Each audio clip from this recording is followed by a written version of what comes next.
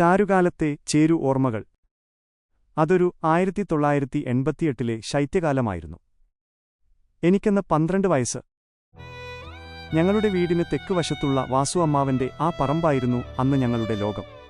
School കഴിഞ്ഞെത്തുന്ന വൈകുന്നേരങ്ങളിലും അവധി ദിവസങ്ങളിലും ആ പറമ്പ് ഞങ്ങളുടെ ആവേശാരവങ്ങൾ കൊണ്ട് നിറയുമായിരുന്നു.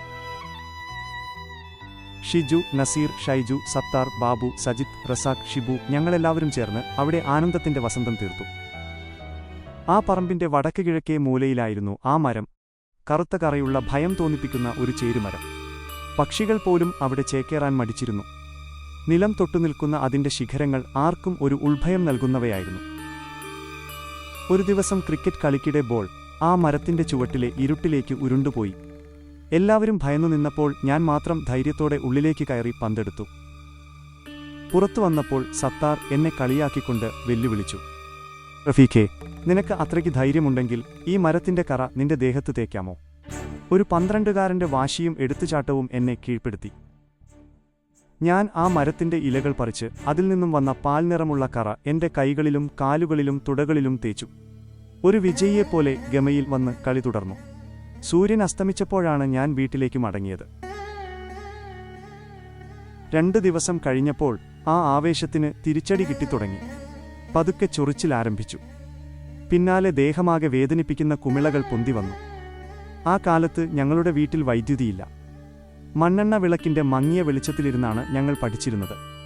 രാത്രിയിൽ ആ വെളിച്ചമില്ലാത്ത ഇരുട്ടിൽ ഉറങ്ങിക്കിടക്കുമ്പോൾ 8 കാലി ദേഹത്തിഴഞ്ഞു നടന്ന് മൂത്രമൊഴിച്ചതാകാം ഈ അവസ്ഥയ്ക്ക് കാരണമെന്ന് അയൽവാസി ചന്ദ്രവതി ചേച്ചി സംശയം പ്രകടിപ്പിച്ചു.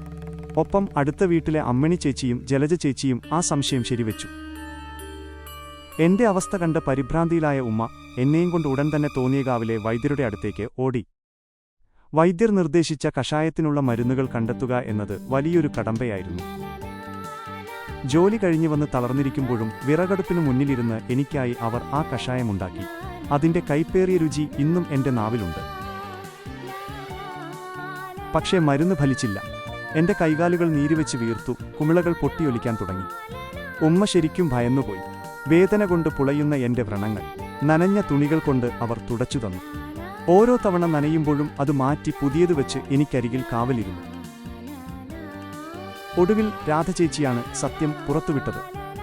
അവർ ഉമ്മയോട് പറഞ്ഞു, സുഹ്റ, അന്ന് അവൻ ചേരുമരത്തിന്റെ കറ തേക്കുന്നത് ഞാൻ കണ്ടിരുന്നു. അപ്പോഴാണ് എല്ലാവർക്കും കാര്യം മനസ്സിലായത്. ചേരുമരത്തിന്റെ കറയേറ്റാൽ താനിമരത്തിന് മുന്നിൽ പോയി മാപ്പിരക്കണം എന്നൊരു വിശ്വാസം നാട്ടിലുണ്ടായിരുന്നു. മറ്റു വഴികളില്ലാതെ തളർന്നുപോയ ആ സാഹചര്യത്തിൽ കുമാരൻ ചേട്ടന്റെ വീടിനടുത്തുള്ള തോടിന്റെ അരികിലെ ആ താന്നിമരത്തെ വലം വയ്ക്കുക എന്ന നാട്ടുനടപ്പും ഞാൻ ചെയ്തു. എന്നിട്ടും എന്റെ വേദനയ്ക്ക് ആശ്വാസം ലഭിച്ചില്ല. ഒടുവിൽ എന്നെയും കൂട്ടി പറവൂർ ടൗണിലെ ഡോക്ടർ തോമസിനെ കാണാൻ പോയി.